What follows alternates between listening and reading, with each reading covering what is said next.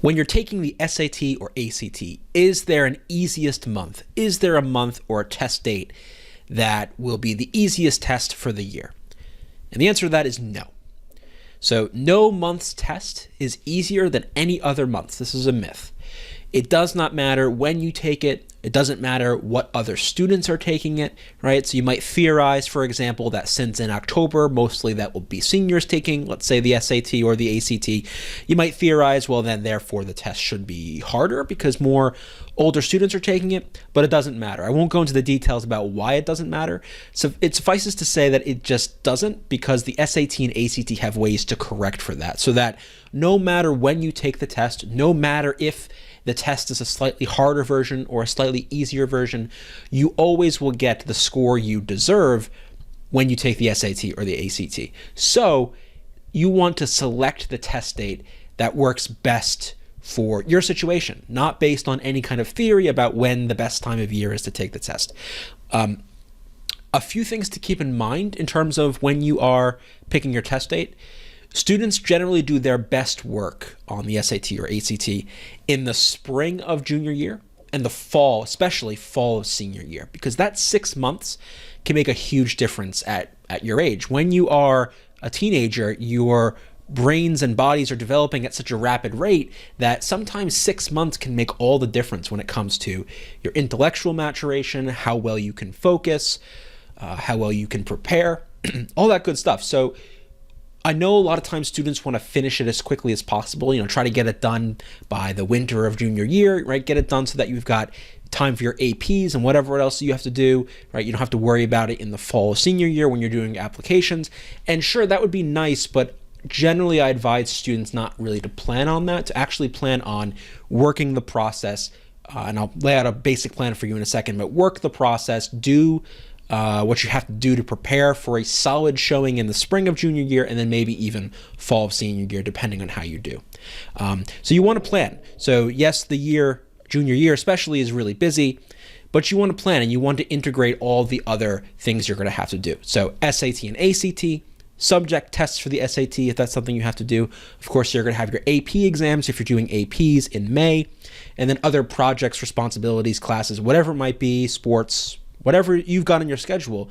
You want to come up with a plan for junior year so that you've got a clear expectation of what you're going to be doing when, so that you can prepare. And here's a basic outline for the kinds of test dates in terms of when you should take the test for both the SAT and the ACT. And generally, I recommend the first SAT you should take in March as a junior. And if you're doing the ACT, you want to take the first ACT in February. And I do recommend that you prep. A lot of times you'll hear students will say, well, I'm going to take the first one without preparation because I want to just see where I'm at. And there's some value to that, I guess, but really you can find out where you're at by taking a practice test.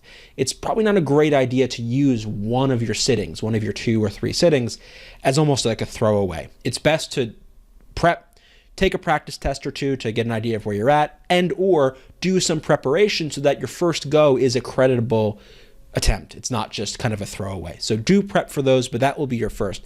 And after you do that, you'll get your scores, you'll see where you're at, and you can adjust from there.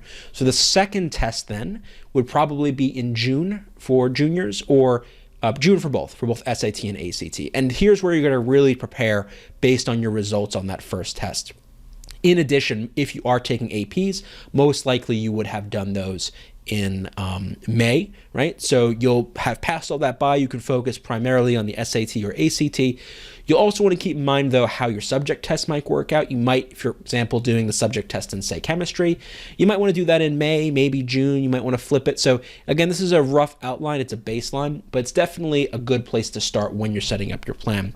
And then if you're going to take it a third time, then I recommend fall of senior year. And for the SAT, there's actually a new test date. They're adding an August sitting. It's actually end of August. This coming year, it's August 26th, which is a really great sitting because you can study over the summer. Right before school starts, you take the SAT and you're good to go. You don't have to wait until October and maybe forget everything that you learned.